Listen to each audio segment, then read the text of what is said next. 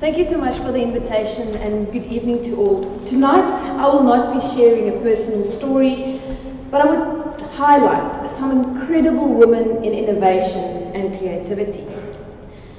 The Sustainable Development Goals are a collection of 17 global goals set by the United Nations to transform our world by 2030. Goal 9 relates to innovation, and particularly technological innovation, and states that technological progress is the foundation of efforts to achieve environmental objectives such as increased resource and energy efficiency. Without technology and innovation, industrialization will not happen. And without industrialization, development will not happen.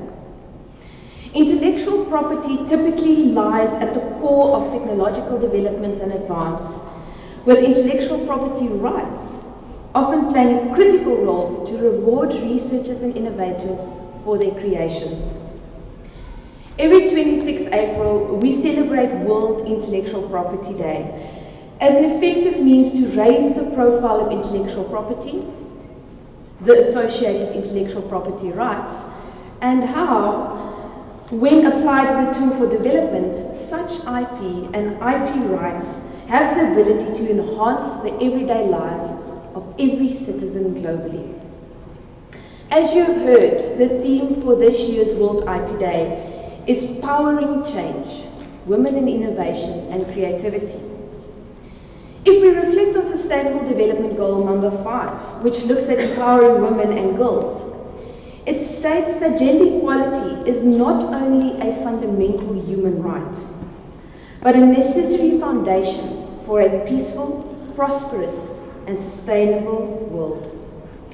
It is thus appropriate, and indeed about time, that 2018 celebrates the brilliance, ingenuity, curiosity, and courage of women in innovation and creativity. Over time, a number of prominent women have advanced the technological leading edge, and only due to time constraints, I will not mention all of them tonight. I'll just highlight a few. Everyone knows the Polish physicist Marie Curie, born in 1867, who discovered radioactive elements. Madame Curie was a powerful woman of firsts, being the first woman to win a Nobel Prize, the first person and only woman to win it twice, the only person to win a Nobel Prize in 2 different sciences, the first woman to become a professor at the University of Paris, and in 1995, the first woman to be entombed on her own words in the Pantheon of Paris, in Paris. Truly remarkable. I'm sure you are all familiar with Womxn and Crick, whose publication in the prominent journal Nature in 1953 reported on the discovery of a double helix structure of DNA.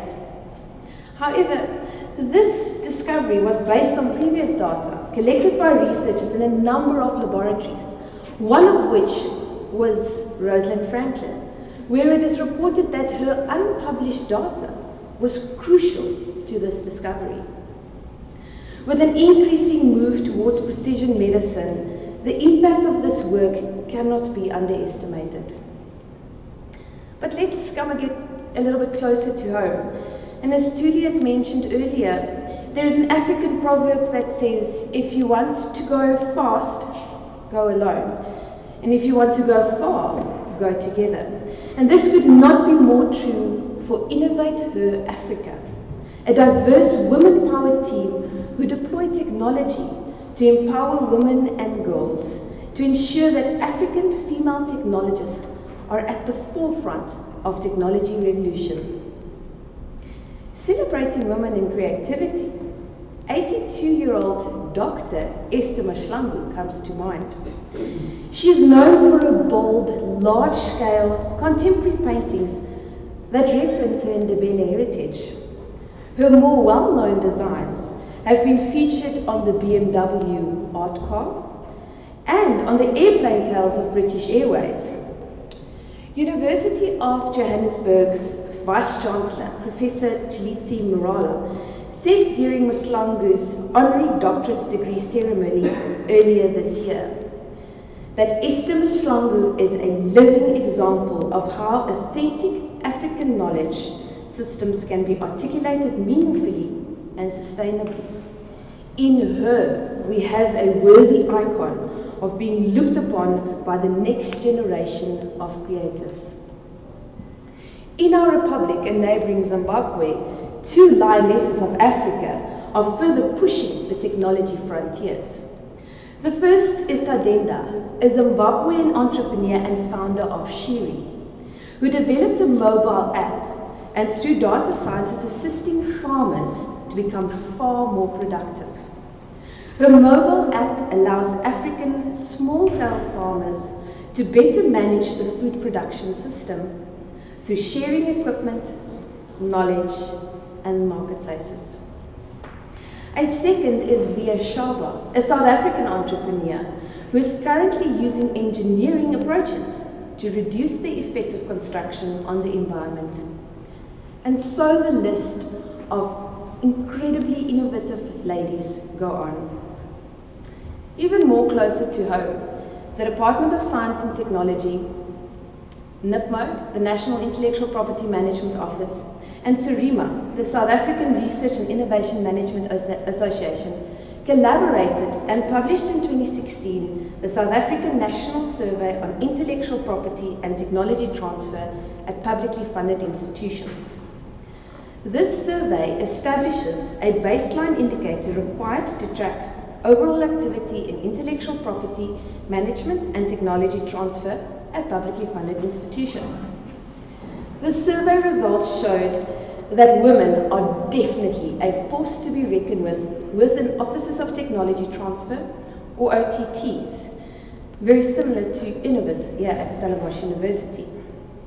The survey indicated that 62% of technology transfer personnel within the OTTs are females.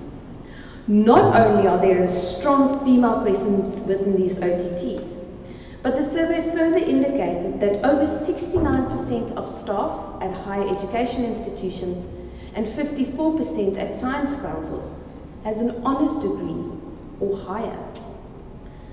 This once again is confirmation that we have highly skilled people working within our OTTs that ensures that all intellectual property that emanates from our research is identified, protected, where applicable, utilized and commercialized for the benefit of the people of our republic.